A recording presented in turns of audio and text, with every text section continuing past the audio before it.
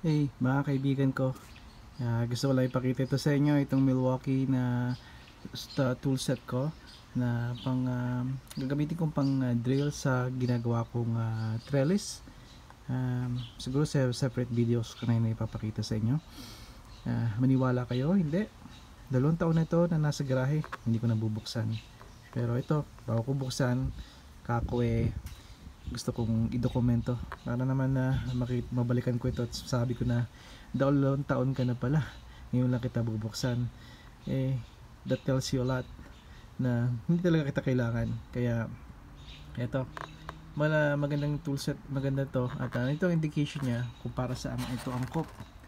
Ito ay para sa mga kahoy. Alright, sa Home Depot ko ito nakuha, na nalimutan ko na kung magkano to. Yun lang, at sana you're doing well, kaibigan. Padayon.